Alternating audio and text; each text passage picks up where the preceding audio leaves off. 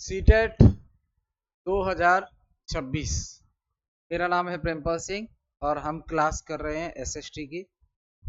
पिछली क्लासेस अगर आप लोगों में से किसी ने नहीं देखी है तो देख सकते हैं, प्लेलिस्ट अवेलेबल है उसकी। हम सीटेट के सिलेबस के अकॉर्डिंग चीज़ें डिस्कस कर रहे हैं। आज जो हम बात करेंगे वो चैप्टर 6 की करेंगे, दैट इज स्टेट गवर्नमेंट। ठीक है, राज्य सरकार।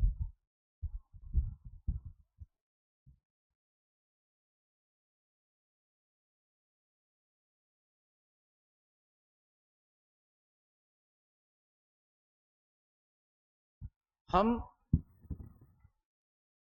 पिछली क्लासेस में बात कर चुके हैं लोकल गवर्नमेंट की, और इंडिया में जो सरकार है, भारत में जो सरकार है वो 3 स्तर पे काम करती है।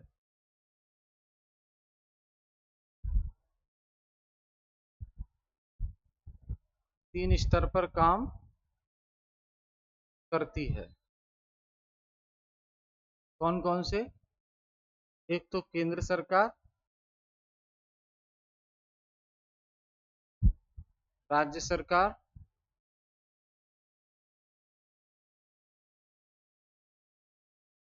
और स्थानीय सरकार।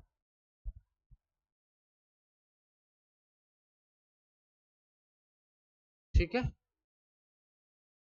इसमें से ओरिजिनल संविधान में ये दोनों शुरुआत से ही है, जब से संविधान बना है 1949 से। और ये जो स्थानीय सरकार है ये 1992 में जोड़ी गई है।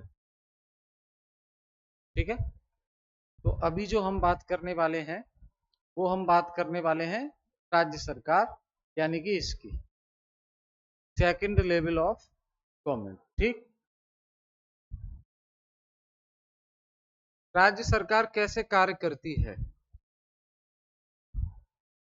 राज्य सरकारों की आवश्यकता क्यों है? तो भारत एक बहुत बड़ा देश है और इसे प्रभावी ढंग से चलाने के लिए विभिन्न स्तरों पर शासन की आवश्यकता होती है। भारत एक बहुत बड़ा विशाल देश है, इसको प्रभावी रूप से चलाने के लिए क्या करना होता है?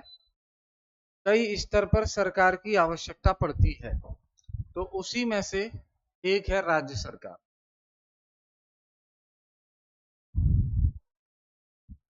हमारे देश में केंद्र सरकार और प्रत्येक राज्य के लिए राज्य सरकारें होती हैं, ये मैंने आपको बता दिया।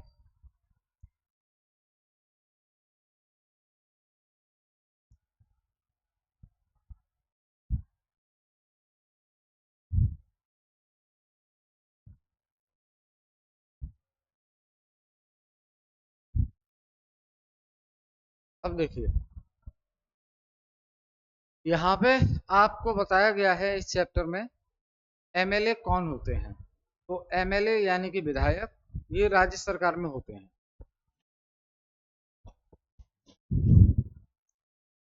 केंद्र सरकार में जैसे हम लोकसभा में देखते हैं, लोकसभा क्या है? कानून बनाने की एक बॉडी है। लोकसभा के सदस्यों को क्या कहा जाता है?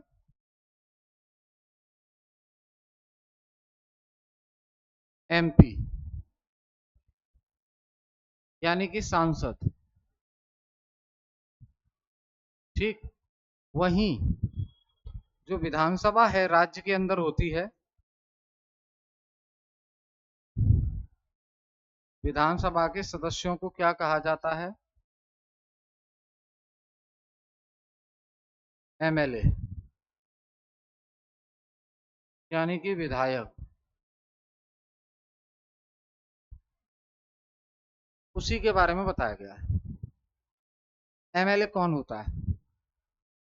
तो एमएलए का मतलब है मेंबर ऑफ लेजिस्लेटिव असेंबली। विधानसभा को ही इंग्लिश में लेजिस्लेटिव असेंबली बोलते हैं।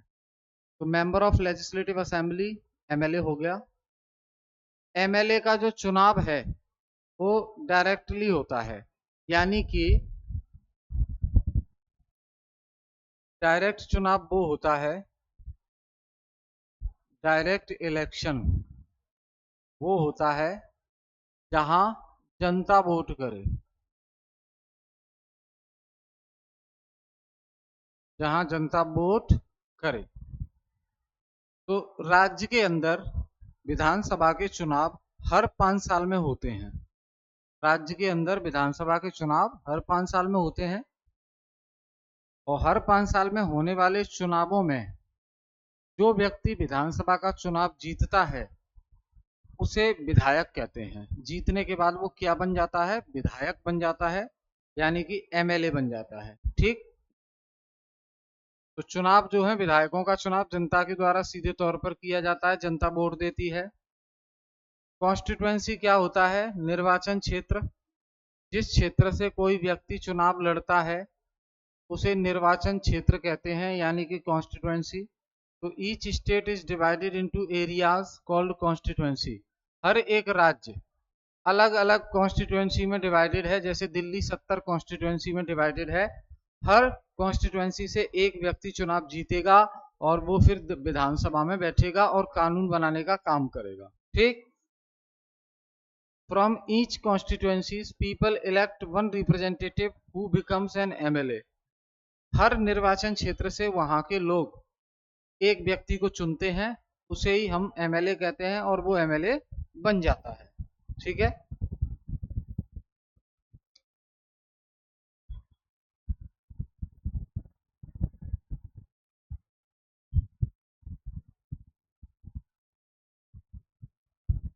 अब देखिए पॉलिटिकल पार्टीज क्या होती हैं? राजनीतिक दल। तो MLA belongs to political parties और मे बी इंडिपेंडेंट। जो एमएलए होते हैं, विधायक, वो किसी पार्टी से भी ताल्लुक रख सकते हैं, मान लो जैसे आम आदमी पार्टी, या अगर कोई पार्टी ज्वाइन नहीं करते वो और चुनाव लड़ना चाहते हैं तो इंडिपेंडेंट भी चुनाव लड़ सकते हैं, वो बिना पार्टी की मदद के। निर्दलीय। निर्दलीय यानी कि किसी दल में नहीं होते वो। ठीक है, तो जो एमएलए है वो पॉलिटिकल पार्टी से भी हो सकता है और इंडिपेंडेंट भी हो सकता है, ये याद रखें। जैसे मैं दिल्ली में बात करूं, दिल्ली विधानसभा, तो दिल्ली विधानसभा में कितने एमएलए हैं? 70। इस 70 एमएलए में 48 एमएलए तो बीजेपी के हैं और 22 एमएलए किसके हैं? आम आदमी पार्टी के। ठीक है, याद रहेगा।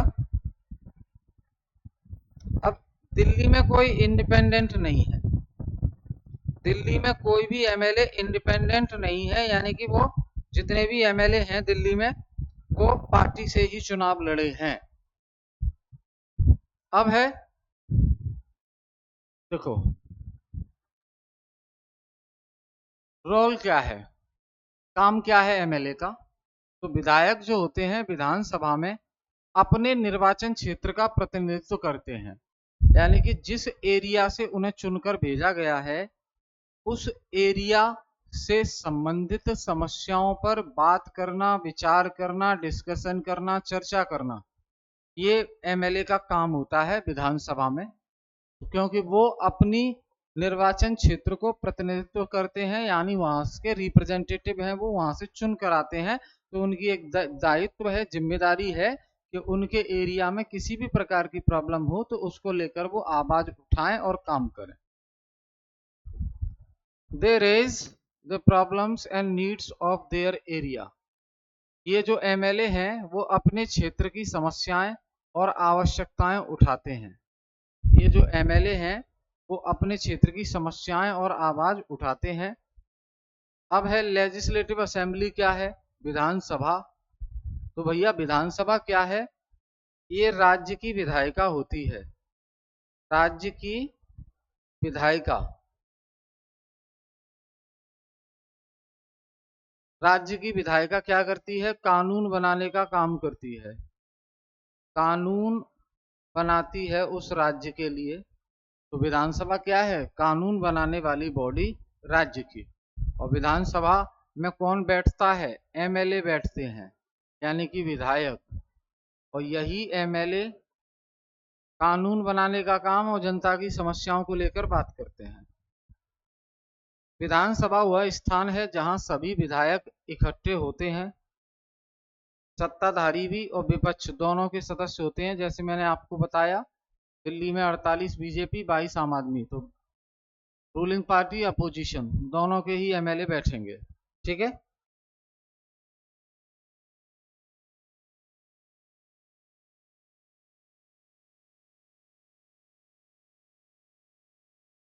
यह राज्य की प्रमुख कानून बनाने वाली संस्था होती है। तो मैंने आपको बताया, ये राज्य की विधायिका होती है जो राज्य के लिए कानून बनाने का काम करती है।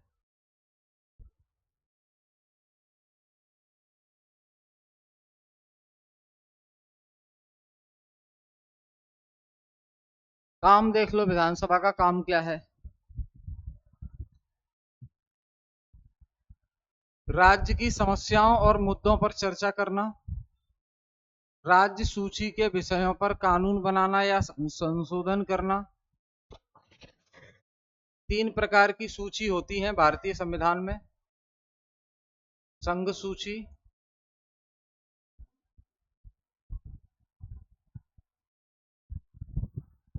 राज्य सूची,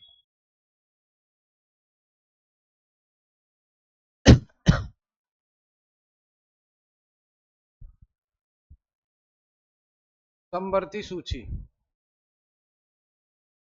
तो संघ सूची में जो विषय शामिल हैं उन पर कानून कौन बनाएगा? सेंटर।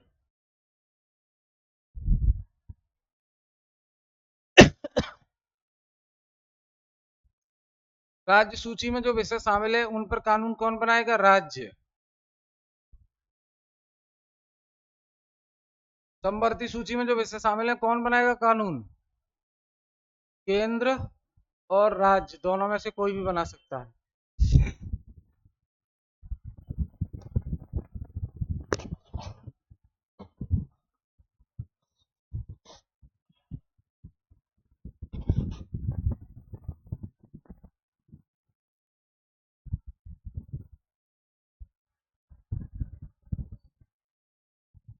राज्य के बजट को स्वीकृति देते हैं विधानसभा।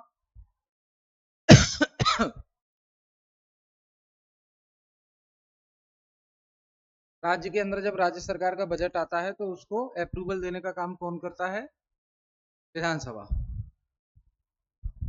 और सरकार, राज्य सरकार की जवाबदेही होती है किसके प्रति? विधानसभा के प्रति।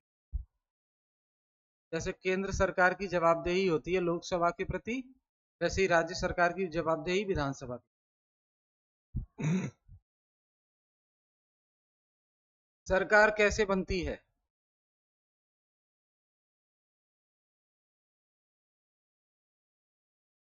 राज्य के अंदर सरकार बनती कैसे है ये बताया गया है आपको। तो देखो भाई, हर 5 साल में राज्य के अंदर विधानसभा के चुनाव होते हैं।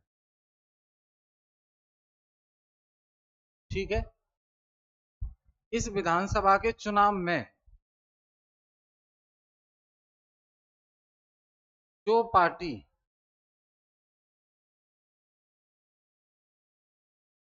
बहुमत लेकर आती है, बहुमत से जीतती है,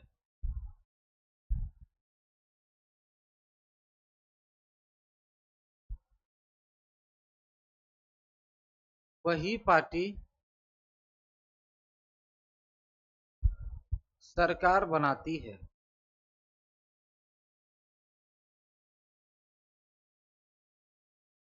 ठीक है। यानी कि दिल्ली की बात कर लें हम, दिल्ली विधानसभा चुनाव हुए 2025, तो दिल्ली विधानसभा में सीट कितनी है? 70। 70 में से बहुमत कितना चाहिए? 36। जो पार्टी कम से कम 36 सीट जीत जाएगी वही सरकार बनाएगी। तो बीजेपी की 48 है, तो बीजेपी इस रूल को सेटिस्फाई कर रही है। अब सत्ताधारी पार्टी क्या है? बहुमत वाला दल ही सरकार बनाता है, उसे रूलिंग पार्टी कहते हैं। अपोजिशन कौन है? अदर पार्टी, रूलिंग पार्टी के अलावा जो अन्य पार्टियां हैं वो अपोजिशन का भूमिका निभाएंगी। मेन अपोजिशन कौन है? The largest opposition party is called the main opposition party. For example, ruling party तो हो गई जिसकी सरकार हो गई दिल्ली में, एग्जाम्पल बीजेपी।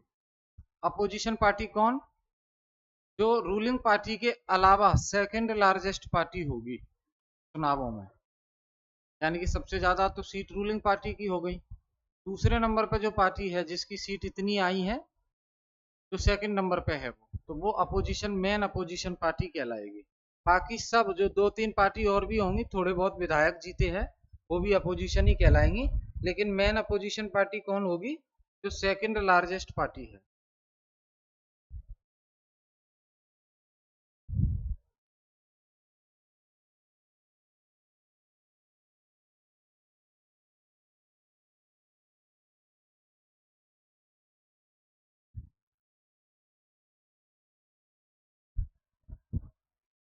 अब है गवर्नर।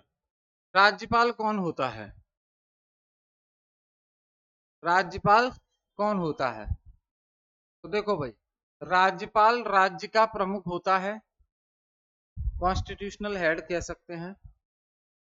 राज्यपाल की नियुक्ति कौन करता है? तो राज्यपाल की नियुक्ति भारत के राष्ट्रपति के द्वारा की जाती है। राज्यपाल का कार्यकाल 5 साल का होता है। हालांकि 5 साल से पहले भी राष्ट्रपति हटा सकता है या ट्रांसफर कर सकता है एक राज्य से दूसरे में।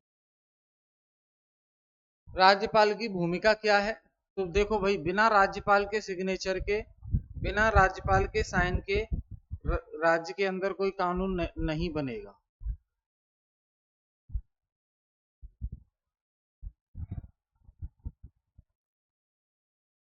Role of the governor acts as the representative of the central government. केंद्र सरकार के प्रतिनिधि के रूप में राज्य के अंदर काम करता है। ये राज्य में संविधान का पालन सुनिश्चित करता है। मुख्यमंत्री को नियुक्त करता है। मुख्यमंत्री के कहने पर मंत्रियों को नियुक्त करता है राज्य के अंदर। और जो बिल होता है, विधानसभा में जो बिल पास हो जाता है, उसको अपनी सहमति देता है सिग्नेचर करके, तब वो बिल कानून बन जाता है। ठीक है।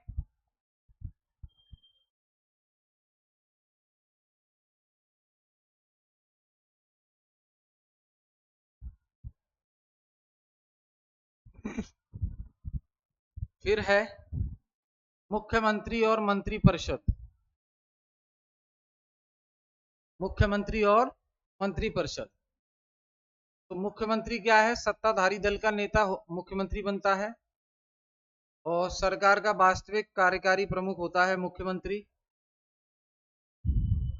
और जो मंत्रिपरिषद है, मंत्रिपरिषद मतलब मंत्रियों का समूह।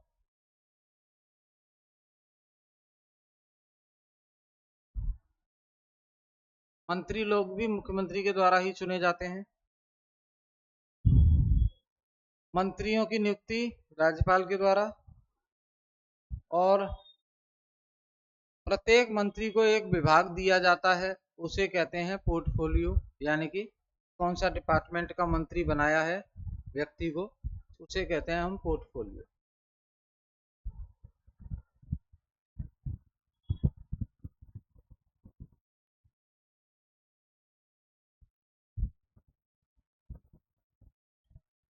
एग्जाम्पल जैसे health minister, education minister, finance minister, PWD minister, agriculture minister. ठीक है। सामूहिक जिम्मेदारी मंत्रियों की होती है असेंबली के प्रति, विधानसभा के प्रति। अगर अविश्वास प्रस्ताव पास हो जाता है तो गवर्नमेंट को रिजाइन करना पड़ेगा। अविश्वास प्रस्ताव विपक्षी पार्टी लेकर आती है जब उसको लगता है कि सरकार के पास बहुमत का आंकड़ा नहीं है तो। ठीक है। मंत्रियों के दो रोल है। मंत्रियों की दो दो जगह भूमिका है। एक तो वो विधानसभा के सदस्य हैं, कानून बनाने का काम करते हैं। दूसरे वो मंत्री बन जाते हैं तो प्रश्नों का उत्तर भी देते हैं, है ना, नए लॉ भी बनाते हैं और लॉ को इम्प्लीमेंट भी करते हैं।